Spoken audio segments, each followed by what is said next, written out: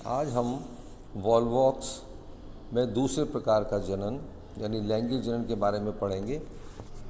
इससे पहले की वीडियो में मैंने आपको अलैंगिक जनन यानी डॉटर कॉलोनी के द्वारा होने वाले जनन के बारे में बताया था। आज देखेंगे लैंगिक जनन।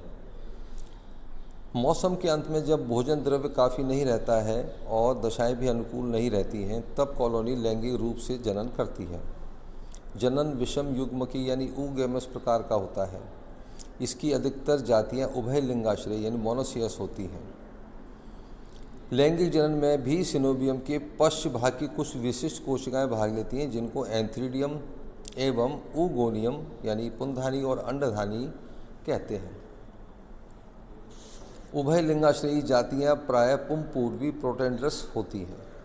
तो आप देखते हैं पुंधानी का संरचना और विकास कैसे होता है।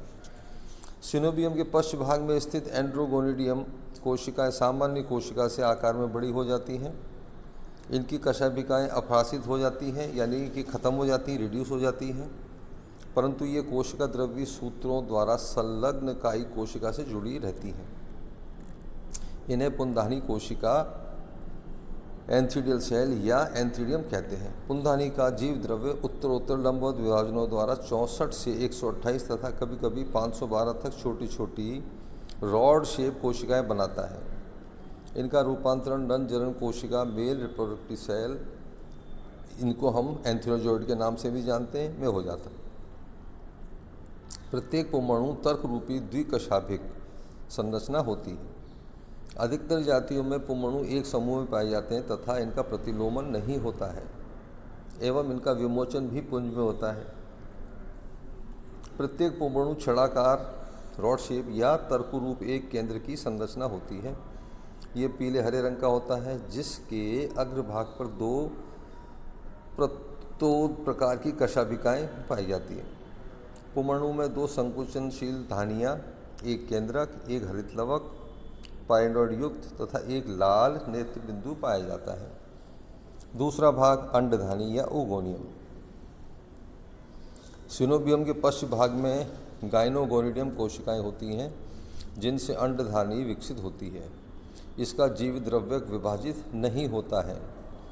अन्य कोशिकाओं की तुलना में इसमें कई गुना वृद्धि होती है। ये कोशिकाएं आकार में गोल होती हैं, परंतु बाद में यह फ्लास्क रूपी हो जाती हैं तथा केंद्रक फूलकर बड़ा हो जाता है। इस प्रकार कोशिका का प्रोटोप्लास्ट एक गोलाकार एक केंद्र की अचल अंड में बदल जाता है, जिसको ऊस्फीयर भी कहा जाता है। इस प्रक्रिया में केवल एक ऊस्फीयर प्रत्येक मादा युग्मक धानी में बिना प्रोटोप्लास्ट के विभाजन के विकसित होता है। इसमें संचित भोज्य पदार्थ प्रचुर मात्रा में होते हैं। परिपक्व अंड के सिरे पर रंगहीन बिंदु विकसित होता है, जिसे रिसेप्टिव स्पॉट ग्राही बिंदु भी कहते हैं। दोनों जनन अंगों के निर्माण होने के बाद अगली क्रिया शुरू होती है, जिसको हम बोलते हैं निषेचन। पुंमणु तैरते हुए अंडधानी के निकट आते हैं। एक पुंमणु अंड तक पहुंचकर निषेचन क्रिया संपन्न करता है।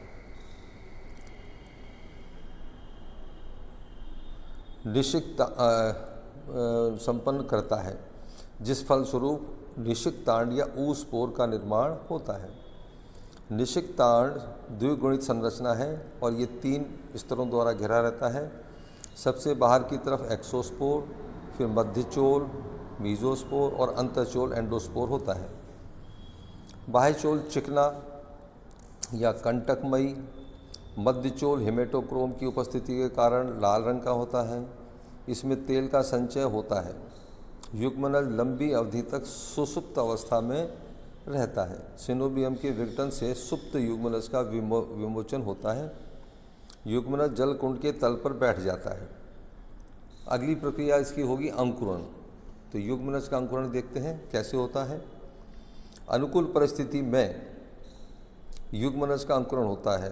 अंकुरण के समय उसके द्विगुणित केंद्रक में अर्धसूत्री विभाजन होता है। अनुकूल परिस्थितियों में जल अवशोषित करके इसका जीव द्रव्य फूल जाता है। दबाव से बाह्यचोल और मध्यचोल फट जाती है तथा अंतःचोल एक पुटिका वेसिकल के रूप में बाहर आ जाता है। युग्मनज का जीव द्रव्य इसी वेसिकल में स्थानांतरित हो जाता है। विभाजन के फलस्वरूप इसमें 4 अगुणित जीव द्रव्य खंड बन जाते हैं। 4 जीव द्रव्य खंड चल बीजाणु में परिवर्तित होते हैं, जूस्पोर में परिवर्तित होते हैं। इनमें से केवल एक चल बीजाणु बचता, शेष नष्ट हो जाते हैं।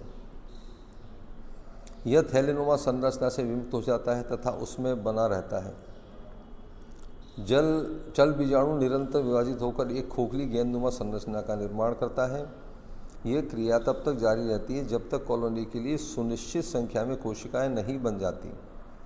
इस तरह बनी कॉलोनी का इनवेजिनेशन, अंतर्वलन, ठीक उसी तरह होता है जैसे अलैंगिक जनन के दौरान हमने देखा था।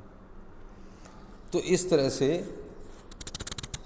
इसका ये पूरा जीवन चक्र चलता है। तो वॉल्वॉक्स का जो पादप है अगुणित होता है। इसमें द्विगुणित अवस्था केवल निषिक्तांड द्वारा निरूपित होती है। निषिक्तांड के अंकुरण के समय अर्धसूत्री विभाजन से पुनः अगुणित अवस्था प्रारंभ हो जाती है। अतः जीवन काल में द्विगुणित अवस्था यानी युग्मनज अल्पकालिक होने के कारण जीवन चक्र अगुणित प्रधान यानी हैप्लॉन्टिक प्रकार का होता है। धन्यवाद।